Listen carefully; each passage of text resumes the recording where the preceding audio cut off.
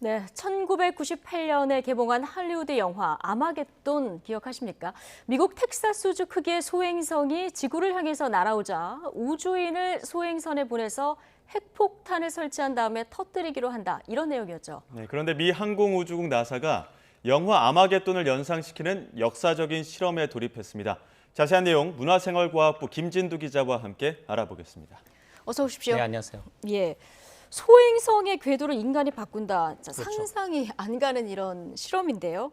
영화처럼 핵폭탄을 쓰는 건 아니죠. 핵폭탄 쓰는 건 아닙니다. 네. 핵폭탄은 굉장히 특이한 상황에서 정말 우리가 마지막 수단으로 선택하는 게 핵폭탄이고요. 예. 이번에는 우주선, 이른바 위성을, 사람이 타지 않은 위성을 이 소행성으로 보내는 작업입니다. 그러니까 이 발사된 게 내년 9월 정도쯤 소행성과 도킹을 하게 되는데요. 지구 주위를 계속 궤도를 돌다가 계속 궤도를 넓혀가면서 소행성에 가까이 접근하는. 근데 그 거리가 지구에서부터 1,100만 킬로미터 떨어진 곳. 그러니까 네. 지구와 화성 거리의 5분의 1 정도 되는 위치까지 날아가서 소행성과 만나는 겁니다. 굉장히 어려운 작업입니다. 예. 근데 이 부분을 어떻게 하냐면 위성을 보내서 위성을 초속 7km 엄청나게 빠른 속도로 작은 소행성에 충돌시키는 실험입니다. 예. 충돌하게 되면 소행성의 궤도가 돌던 궤도가 조금 느려지게 되는 거죠. 그러니까 예. 어떤 소행성이 지구를 향해서 다가오고 있고 1년 뒤에 지구와 부딪힐 것이다라는 위험성이 있다면 위성을 미리 쏴서 이 궤도를 늦추는 거죠. 이번 실험 같은 경우는 궤도 늦추는 주기가 한 73초 정도 늦춘다고 지금 나와 네. 있거든요. 예. 그렇다면 지구와 원래는 그대로 왔다면 충돌했을 소행성이 73초 동안 지연됨으로써 지구와 충돌하지 않게 되는 거죠. 그 실험을 실제로 해보는 겁니다. 예. 좀 고도의 기술력이 필요할 것 같은데. 엄청난 기술이죠. 네. 만약에 위성으로 이번에 그 소행성과 도킹에 성공하게 만나게 된다면 그럼 실제로도 핵폭탄으로 요격도 가능한 상황이 되는 겁니까? 아까 말씀드렸듯이 이건 굉장히 오래 전에 한 1년 정도 전에 우리 지구와 충돌할 가능성이 있는 소행성이 있다. 예. 그리고 소행성이 빠른 시간에 발견이 된다고 하더라도 굉장히 크기가 작은 이번에 대상이 되는 그 소행성의 크기는 160m 정도입니다. 직경이. 예. 그러니까 네. 축구장 하나 정도 크기 정도의 소행성이 우리나라의 그 지구로 향했을 때 이런 시도가 가능한 겁니다. 근데 소행성 크기가 너무 큽니다. 그리고 그 지구로 가까이 다가오는 것을 발견한 시기가 좀 늦었어요. 네. 그러니까 영화 아마겟돈에서 나오는 거 지금 화면에 나오고 있죠. 18일 전에 밝혀진 겁니다. 예. 그러니까 굉장히 급박한 상황일 때는 작은 위성을 하나 보내선 절대 궤도를 수정할 수가 없습니다. 우리가 예. 원하는 예. 궤도. 먼 궤도, 굉장히 먼 위치에 있을 때는 약간 늦춤으로써 많은 궤도 변화가 생기지만 가까이 다가왔을 때 또 굉장히 클 때는 그게 안 되거든요. 예. 그래서 아마겟돈처럼 핵폭탄을 보내거나 또 굉장히 강한 그 금속 막대를 보내서 네. 충격파로 뭔가 파쇄하는 이런 실험을 지금 하고 예. 있는데 그러니까 실제 상황이 되면 핵폭탄을 사용하게 마지막 되는 거고. 수단으로 핵폭탄을 써야 예. 되는 상황이고요. 그렇게 됐을 경우에는 근데 문제가 있습니다. 네. 물론 그대로 왔을 때 지구에 주는 피해보다는 적겠습니다만은 예. 쪼개진 파편들도 굉장히 클 겁니다. 그 파편들이 지구에 그대로 또 2차 피해를 줄 가능성도 있는 상황이기 때문에 예. 핵폭탄을 사용하는 건 최후의 수단으로 삼고 있고 예. 실제로 그런데 그런 시뮬레이션을 통해서 이게 가능하다라는 거는 어느 정도 밝혀진 상태입니다. 그럼 이 대체할 만한 뭔가를 개발하는 것도 남은 과제처럼 보이는데 네. 어쨌든 대상으로 삼은 이 소행성이요. 그렇죠.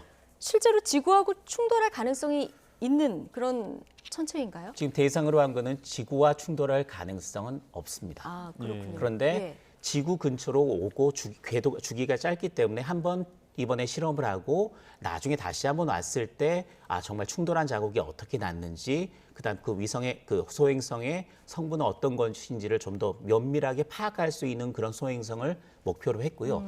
이름이 디모르포스라는 위성입니다. 네. 소행성입니다. 근데 직경이 160m 정도 됐다고 했는데 이게 지금 화면에도 나오고 있죠.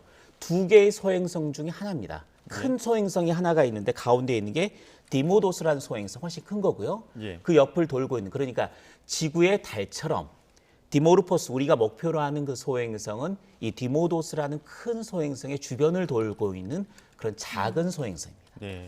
이번에는 위험이 없지만 혹시 모르는 위험에 대비해서 지금 이 실험을 하는 거 아니겠습니까? 그렇습니다. 실제로 이 소행성이 지구를 위협하는 가능성들은 얼마나 있는 겁니까? 그래서 이런 소행성이 역사적으로도 우리 지구에 영향을 줬던 사례가 많고요. 네. 달의 후면에 가보면 굉장히 많은 소행성 충돌 자국들이 남아 있습니다. 예. 지구에서도 공룡 멸종설이 이 소행성 충돌로 인해서 공룡이 멸종했다는 설이 나올 수 있을 정도고, 실제로 역사적으로는 1908년도에 러시아에 굉장히 큰 직경, 그러니까 예. 직경이 한 50m 정도 됩니다. 이번에 대상으로 하는 것보다는 작습니다만 예. 그 정도의 소행성이 충돌을 해서 굉장히 대형 화재가 났고 많은 동식물이 죽었거든요. 예. 그런 사례도 있기 때문에 이런 부분에 대한 연구는 계속되고 있고, 이런 소행성들을 지구 근접 천체라고 부르고, 그런 것들이 지구 가까운 주위에 약 27,000개 정도가 존재하고 있다. 이렇게 지금 연구가 되고 있습니다. 네.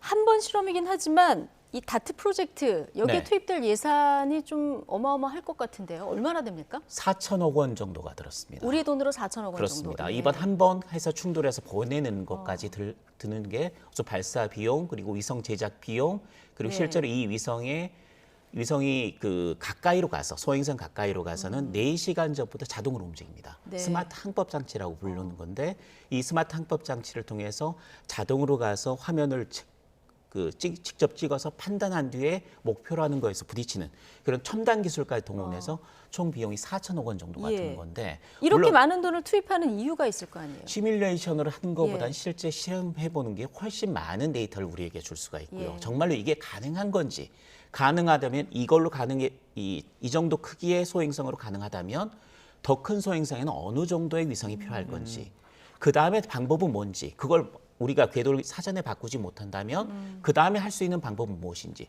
그리고 소행성이 각각의 특성이 다릅니다. 어떤 암석으로 되어 있고 어떤 성분으로 되어 있는지, 이런 부분들에 정보가 아직까지는 없는 상태거든요. 네. 그래서 이번 시도가 인류가 천체를 실제로 움직이거나 방향을 바꾸는 첫 시도가 되는 거고, 네. 그에 더불어서 지금까지 이렇게 할 수 있도록 만들었던 기술들이 실제로 시뮬레이션 하는 거 우리가 했던 것들이 정말 사실로 맞을 것이냐, 다른 천체들이 왔을 때 우리가 그걸 막을 수 있는 방어가 된 건지, 기술적으로 가능한 건지를 가름할 수 있는 첫 시도이면서 굉장히 중요한 시도라고 말씀드릴 수 있습니다. 예, 천체 방향을 바꾸는 첫 실험 매우 흥미로운데 네. 뭐 결과가 또 나와서 뭐 의미 있는 내용이 있으면 그때 또 다시 전해주시기 바랍니다. 지금까지 문화생활과학부 김진두 기자였습니다. 고맙습니다.